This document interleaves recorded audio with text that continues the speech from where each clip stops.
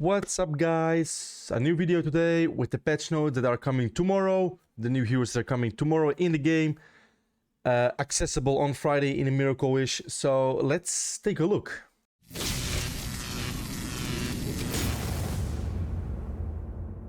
Before we hop in the video, guys, I just want to give you a small reminder. If you guys are buying stuff in the game, if you guys are using iOS or something else, you have an option to download an emulator on the PC and use Aptoide. Aptoide is really an amazing application where you guys get packs cheaper than in the iOS or the Google Play Store, and you get a decent amount of cashback back. And the more you spend, the bigger the cashback gets permanently in the future for your account. I have my own code, Juarmu5. You can see it on the top corner left. I have a video tutorial how to install it. If you guys have any question regarding it, you can DM me on Discord. They are planning to release an iOS version, but right now it's under construction. Welcome back, guys. So the new heroes that will be available tomorrow, actually in the game, but will be available obviously on Friday on the banner. Let's take a look, guys. Okay, Magdi, he has... Most of you already have seen the patch notes, but I just want to talk a little bit about him. I'm mostly curious tomorrow morning about the multipliers, okay? From the look of it, you could say, okay, amazing, but I want to see the multipliers first. And I'm instantly gonna be honest, if these heroes won't change your game, don't even try going for them. These heroes, from my perspective, I read the skills, they look towards mid-end game. As an early game player, sure, they can help you, but I think these heroes, especially for example Magdi, will be a hero that's gonna buff Nita's poison damage a lot. Wristler, for example, is gonna be a hero that's gonna be combined really well with the Brynhild, with the Gilliman, with the Margarita, with the Belton, with the Lucifer. Melchio for the change in the future, Madlena for the change in the future. I personally am not sure if they will help me progress, so I'm still thinking about it. If I'm gonna go, I'll go for Wristler, but I first want to see the multipliers. Maybe the multipliers are actually really bad, so I'm just not even gonna consider it. Okay, let's talk first about Magdi. Nameless Brotherhood, which is really good, because the Nameless Brotherhood is by far one of the hardest factions clearing the abyss, the faction abyss. So it's definitely lacking good heroes, although it only has Wolsey as a poison, so maybe Magdi and Wolsey together combined could do something. I'm still a little bit unsure. Okay, I'm still a little bit unsure. His first skill is called Sick Radiation. Deals attack damage to an enemy with a chance to inflict one layer of poison for 2 turns. Restore all less HP based on Magdi's max HP. So it's actually not bad. If he triggers a Ben Austin, if he triggers a Catherine, he will heal his team. So, and he will restore all his allies, okay? So, definitely not bad. Toxic Barrier grants all allies shield based on Magdi's HP for 2 turns. Actually, just a normal shield. Venom Potion grants all allies Toxic Gas for 3 turns. Toxic Gas reduces direct damage taken and increase the poison damage dealt. Toxic Gas, it's considered as consolidation, cannot be stacked with consolidation. Logically, otherwise it would be like 80% reduction. This skill is actually really interesting, okay? So he reduces direct damage taken and increases poison, okay? It's a little bit weirdly described. So does he like reduce the direct damage taken? Actually, obviously, it's from the consolidation, which makes it logic, and increase the poison damage. So it's gonna be nice with Nita. It's gonna be definitely nice with Veronica, because Veronica already has a self-built exclusive skill with reduced direct damage. So I already see him really working with Veronica for sure. It's gonna make her so much stronger. It's gonna make her literally unkillable. Looking forward, okay? And I've seen from the exclusives, we're gonna talk about them soon, that once an ally that has Venom Potion on, it will basically extend the duration, so you will have it perma on you, I think. Toxic Bomb deals attack damage to all enemies with a chance to inflict 1 layer of poison on them. When poison is successfully inflicted, additionally inflicts deep poisoning 2 for 2 turns. Yeah, nice. Basically, Nita goes first with her ultimate, for example. This guy throws a Toxic Bomb, fully deep poison on the enemy team. Really nice, really cool. Exclusive one, for every 1 layer of poison inflicted by an ally, this ally gains 1 layer of residual poison up to 10 layers.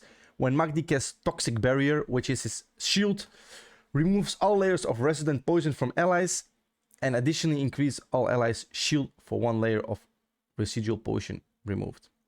Okay, so that's nice. Your heroes will get this buff once they deal poison damage. The more stacks they have, the bigger the shield on them will be. Skill 2, for every 1% mastery owned by self, Magdi additionally increase self shielding effect, gains shielding effect and healing effect up to 40%. That's nice. So just 40% mastery is gonna be 40% healing effect and shield resist. So he doesn't even need that much mastery. He doesn't even need just the mastery basically from the artifact and the emblems will be more than enough, okay? Well, allies have toxic gas, which is the passive, okay, from this skill. I mean, it's not the passive, it's obviously a buff.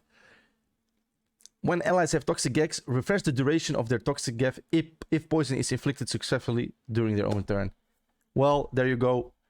He buffs up the team. He buffs up Veronica, Nita.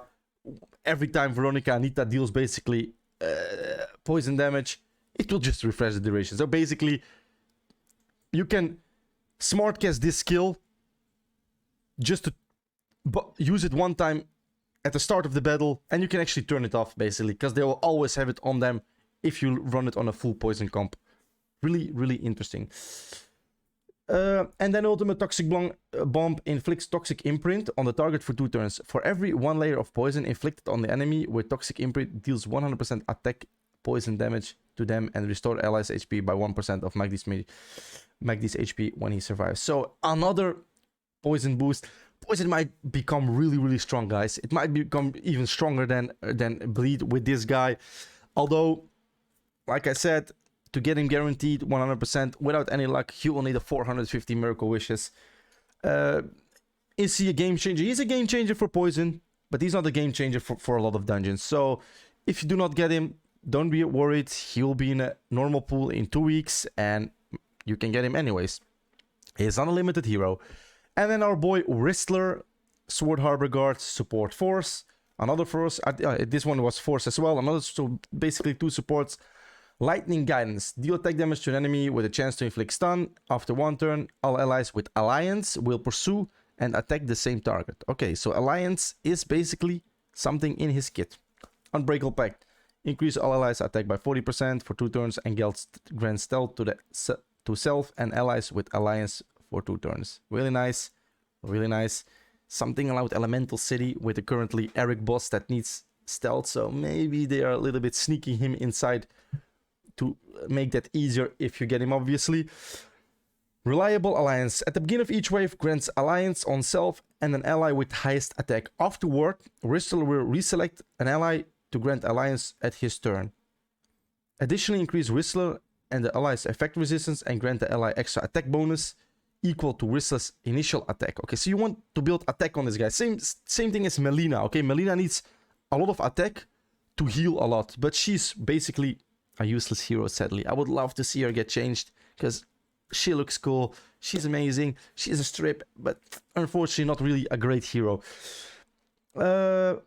Either of the two's death will remove their alliance similarly. But this is a little bit weird, okay, guys? So every wave he will cast Alliance on an ally with the highest attack, but he will reselect an ally. Will he literally buff his entire team with Alliance? That would be a little bit strong, right? Let's see. Tomorrow morning we can test it. Tomorrow I'm gonna make a video about him as well in the arena testing thingy. And then Ball Lightning deals attack damage to all enemies, and there is a chance to inflict stun for 1 turn. Another stun. This effect cannot be blocked by enemies, excluding boss. Deals 1 extra stage of damage equal to parts of the boss max HP. So this guy is built around boss. Okay, he might be a really nice combo with the Lucifer. Even maybe with the Lucia. I'm interested. Traveler's Staff. Exclusive 1. X1 turn after casting Unbreakable Path, which is his second skill. And increase the turn meter of the ally with Alliance. Okay, so he buffs up the attack. he increased the turn meter of the ally, and then he can basically use his ultimate. And we will see tomorrow if he's gonna buff another ally. It means in one turn he should be able to buff 2 allies. Okay? Give 2 alliances. Let's see. The ally with alliances has extra crit damage. Increases this extra crit damage if the ally is under stealth. So basically with Lucifer, this guy, and Lucia, this guy looks actually pretty solid, guys. Status or is considered as under such status and grant the ally powerful ally for 1 turn. When stealth status or one of the one considered as such status expires, powerful ally increases the extra crit damage granted by alliance. Interesting, a little bit weird description. So I want to see that one in the test phase.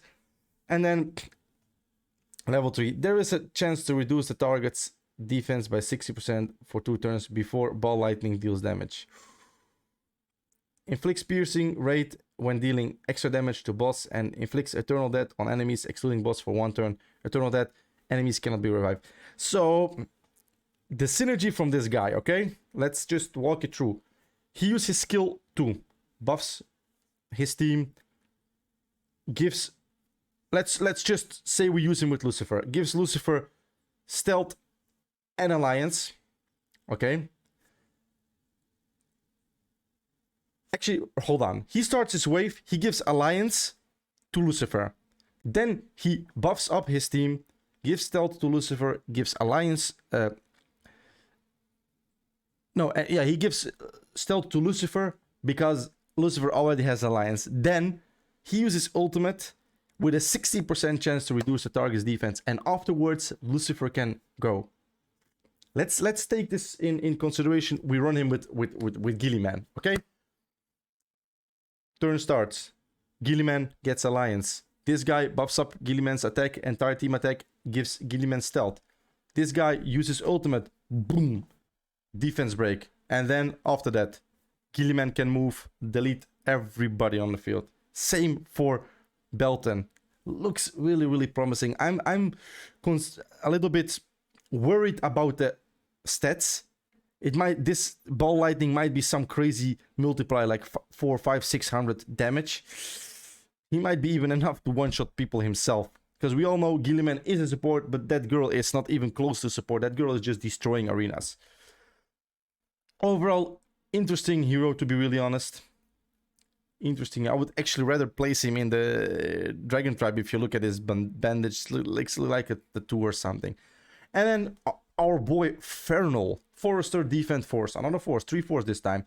Deals 2 stages of death damage to a single enemy. The second stage has a chance to reduce target's attack. Okay. Interesting. Moonstrike. Deals death damage to all enemies and the chance to reduce their speed. Okay. Interesting. When an ally's shield is completely broken, restore the ally's HP based on Farnell's max HP. Okay. And then ultimate grants ally's shield to... Okay. So that's nice. Shield up. If the shield is broken, they will get the HP restored, some speed down, and some attack down. It's exclusive. Restore all allies HP based on Farnell's max HP before Moonstrike deals damage. Okay, interesting. Increase Farnell's turn meter when spot healing is triggered. Okay. So, okay, this is interesting. Burst team. Example, I would say Margarita removes all the shields on your team. This guy will most likely be instantly on his turn and can use his either his shield again or he can use his second skill to heal. Interesting. For a shield also increase all allies tenacity. Okay, so reduce crit damage and crit. Okay, this guy looks also really strong. Doesn't need exclusive, but hey, epic exclusive is fairly easy compared to legendaries. Here are some tips and tricks for these guys. I'm not gonna read them. So the banner, pretty interesting as well. Sigmund in there, Elena in there, Tuck. I don't have an Elena right now. She wouldn't help me either, but overall cool. We have this Supreme Wish Heroes event. Do not use your Excellence and Supremes. That's a tip from my side. Like Little Jack has been told, he's gonna get a remake pretty soon, and just save your summons, keep it, you never know what's on the corner. Trio match available. Okay, interesting. Okay, Okay, the saved. Pretty much interesting patch, okay? I'm curious about these guys. I'm definitely gonna test them tomorrow a little bit, and I'm gonna put it on a video. They might be really strong. They might not be that strong as I think, but let's just... From reading these skills, they look both really powerful, but I want to see the multipliers first before I'm gonna give my really 100% opinion. I might even say tomorrow, okay guys, I'm definitely gonna pull them. In this video right now, I'm saying I might want to skip. I mean, I did the same with Andres and Marvel. I said I'm gonna skip, but once I saw the power of both of them, I actually just went for them. And I have enough ice to make them both E3, so I'm still considering, guys. Said that, guys. Thank you all for watching and have a wonderful day. See you in the next one.